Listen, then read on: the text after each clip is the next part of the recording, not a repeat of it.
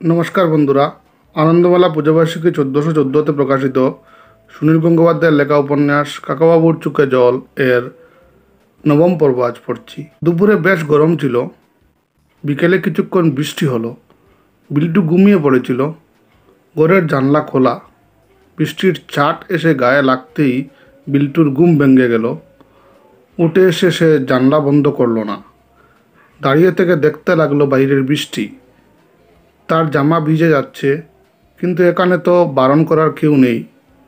মা কিংবা দিদি দেখতে পেলে তাকে বকুনি দিত।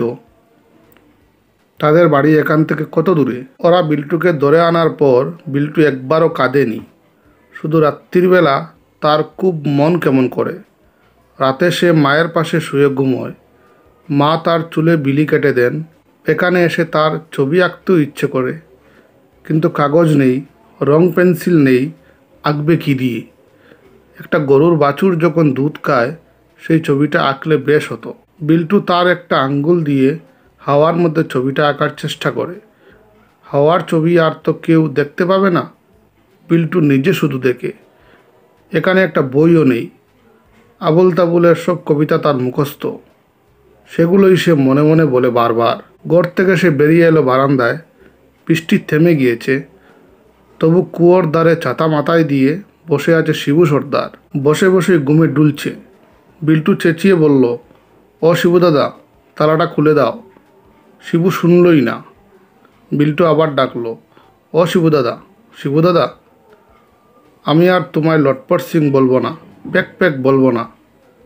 শিবুর ঘুমটা ভেঙে গিয়েছে, তবু সে সাড়া দিচ্ছে না। পাশের ঘর থেকে বেরিয়ে এলো একজন লোক। এর নাম তিলকরাম। শিবু আর তিলকরাম এই দুজনই এখানে থাকে সব সময়। এরা দুজন পাহারা দেয় বিল্টুকে। শিবু দিনের বেলা আর তিলকরাম রাতে। তিলকরামের ক্ষমতা বেশি, তাকে শিবু ভয় পায়। তিলকরাম মাঝে মাঝে শিবুর মাথায় চাটি মারলেও সে কিছু বলে না। মাঝে মাঝে রাতের দিকে আসে অন্য লোকেরা। তিলকরাম হেঁকে বলল, হে শিবু, শিবু, তালা খুল দে। শিবু অমনি দড়মড় করে ছুটে এসে তালা খুলে দিল।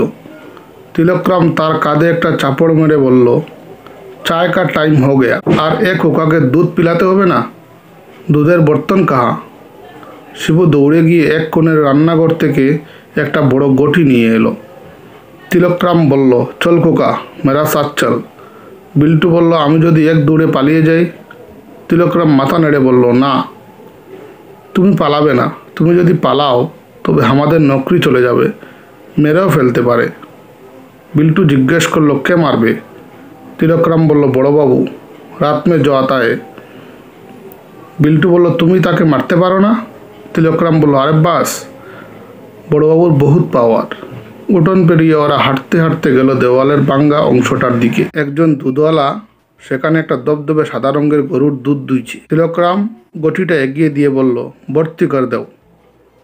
বিল্টু আগে কখনো এমন সামনে থেকে গরু দুধ দেওয়া দেখেনি। চো চো শব্দ হচ্ছে। গরুটা শান্তভাবে দাঁড়িয়ে আছে, অবাক হয়ে দেখছে বিল্টু।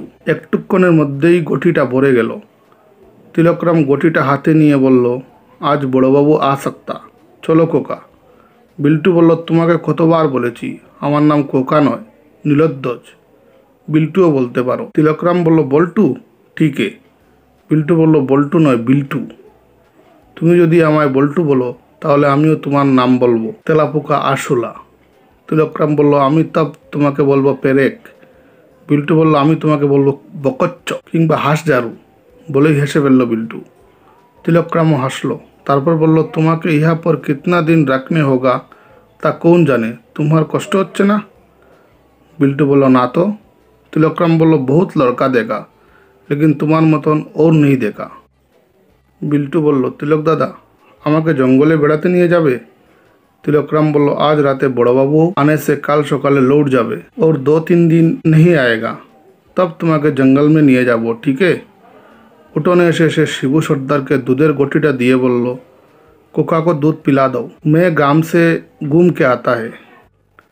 শিবু বলল, তোরা ठहर जाओ, এ লড়কা ইধার উধার কাহা ভাগেগা। দুধ গরম করতে সে ঢুকে গেল রান্নাঘরে। বিল্টু তিলকরামকে বলল, তুমি আবার আমাকে খোকা বললে, তাহলে আমি দুধ খাবো না। তিলকরাম বলল, আচ্ছা আচ্ছা, তোমার নাম বল্টু? বিল্টু ধমক দিয়ে বলল, আবার বল্টু বলছো? তুমি একটা আরশোলা। তুমি গ্রামে যাবে? গ্রাম কত দূরে? তিলকরাম বলল, 6-7 মাইল হবে। বিল্টু জিজ্ঞেস করলো, তুমি হেঁটে হেঁটে যাবে? তিলকরাম বলল, নেহি, সাইকেল হে, তুরন্ত ঘুমকে আনায়। বিল্টু জিজ্ঞেস করলো, তুরন্ত মানে কি? তিলকরাম বলল, তুরন্ত মানে ইয়ে হে, মানে তাড়াতাড়ি। বিল্টু বলল, আমাকে নিয়ে চলো, প্লিজ নিয়ে চলো, আমি সাইকেলের পিছনে চাপবো, প্লিজ। তিলকরাম বলল, পাগল, প্লিজ টিলিজ মত বলো। শিবু এক বাটি দুধ নিয়ে আসতেই সে বলল, লড়কা কো ঠিক সে দেখভাল করনা। সে চলে গেল উঠোন পেরিয়ে। শিবু বলল, দুধ পিলেও? বিল্টু দুদিকে মাথা নেড়ে বলল, না, দুধ খাবো না। শিবু জিজ্ঞেস করলো, क्यों খাবে না? বড়বাবু আকেই পুছেগা, বাচ্চা কে কে খায়া ওর পিয়া। বিল্টু বলল, ও কেন আমাকে সাইকেলে নিয়ে গেল না? আমি তোমাদের এখানে আর কিছু খাবো না। শিবু বলল, এ ক্যা তোমারা মামাবাড়ি হে, খাও। সে দুধের বাটিটা বিল্টুর মুখের কাছে আনতেই বিল্টু হাত দিয়ে সেটা সরিয়ে দিতে গেল। তখনই পিছন থেকে কে যেন বলল, দুধটা খেয়ে নে বিল্টু, আমাদের এখনই যেতে হবে। বিল্টু চমকে পিছন ফিরে তাকালো, কাকাবাবু। শিবু সর্দারও দারুণ অবাক হয়ে বলল, এ কৌনে? সে কুয়োর গায়ে হেলান দিয়ে রাখা বন্দুকটা ধরতে যেতেই কাকাবাবু বাঁ হাতের কাঁচটা দিয়ে সেটাকে ঠেলে দিলেন দূরে। তার ডান হাতে রিভলভারটা শিবুর কপালের দিকে তাক করা। কাকাবাবু কয়েক পা এগিয়ে এসে শিবুর সামনে হাঁটু গেড়ে বসে পড়লেন। মুখ না ফিরিয়েই জিজ্ঞেস করলেন, তুই ঠিক আছিস তো রে বিল্টু? বিল্টু বলল, হ্যাঁ, এবার কি হবে? ডিসুম ডিসুম। কাকাবাবু বললেন, দেখ না কি হয়। তিনি শিবুকে বললেন, ওহে, তুমি কিন্তু একদম নড়চড় করবে না, তাহলে তোমার বেশি বিপদ হবে। এখন হাঁ করো তো। কাকাবাবু কুটের এক প্যাকেট থেকে একটা কালো রঙের উলের বেল বের করলেন, তার দুপাশে ফিতে বাঁধা। সেই উলের বলটা তিনি শিবু সর্দারের মুখে ঢুকাতে যেতেই সে কাকাবাবুর ডান হাতে প্রচণ্ড জোরে একটা লাথি কষালো। কাকাবাবুর ডান হাত থেকে ছিটকে পড়ে গেল রিভলভারটা। সে সেটা তুলে নেওয়ার চেষ্টা করার আগেই কাকাবাবু তার একটা ক্রাচ তার গলায় চেপে ধরে বললেন, ইসকা ভিতর মে একটু ছুরি হে, খুব দার, তুমি একটু নড়াচড়া করলেই তোমার গলাটা কুচ করে কেটে যাবে। বিল্টু দৌড়ে গিয়ে রিভলভারটা ধরতে যেতেই কাকাবাবু বলে উঠলেন, এই ধরিস না, ধরিস না, বন্দুক পিস্তল ধরার তোর এখনো বয়স হয়নি। তুই বরং এক কাজ কর, এই উলের বলটা ওর মুখে ভরে দে তো। ক্রাচটা সরিয়ে এনে কাকাবাবু বললেন, তুমি আমার হাতে লাথি মেরেছো, এবার আমি উল্টে তোমাকে মারতে পারি। আমি নিজে থেকে কাউকেই আগে মারি না। এই ক্রাচের এক গায়ে তোমার মাথা ফাটিয়ে দিতে পারি। তুমি তাই চাও না হাঁ করবে? এবার শিবু সর্দার হাঁ করতেই বিল্টু তার মুখে বলটা ভরে দিল, তারপর হাসতে লাগলো হি হি করে। কাকাবাবু বললেন, এবার ফিতে দুটো ওর মাথার পিছন দিকে নিয়ে গিয়ে বেঁধে ফেল খুব টাইট করে। পাততে পাততে বিল্টু বকুনি দিয়ে বলল, এই মাথা নাড়াচ্ছ কেন? গাঁটটা খাবে?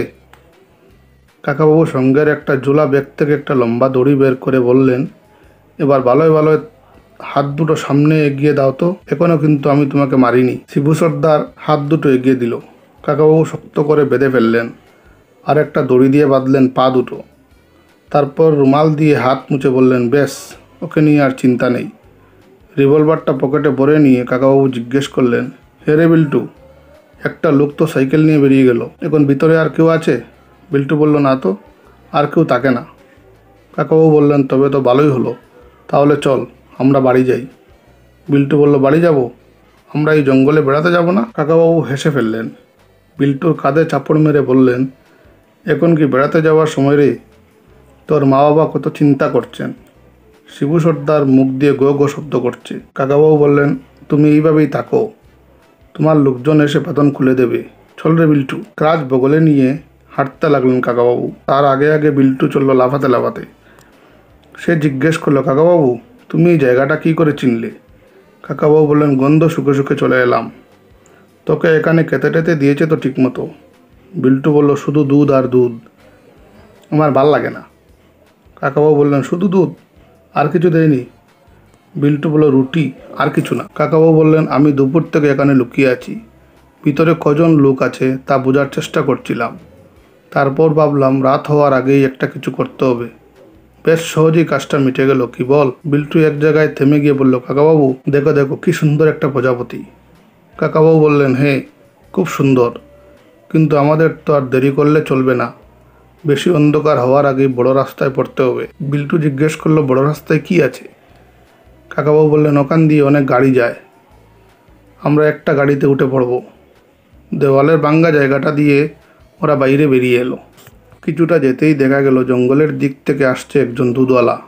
তার মাথায় শুকনো গাছের ডালের বুজা। সে ওদের দেখতে পেয়ে চেঁচিয়ে বলল, এই তুম লোক খা যাতা है?